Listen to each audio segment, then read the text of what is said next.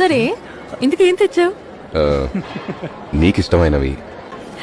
ఏయ్, తర్వాత ఓపెన్ చేయవే. కుదరదు. మా అన్న నా కోసం ప్రేమగా తెచ్చాడు. ఇందులో ఏముందో చూడొద్దా? అంతకన్నా ముఖ్యమైన పని ఉంది. అంత స్పెషల్ గా ఏం లేదు, చెప్పేది విను. నాకు ఇది స్పెషలే. మా అన్నయ్య ఇచ్చింది ఏదైనా నాకు స్పెషలే. నేను ఇప్పుడే చూడాలన్నయ్య.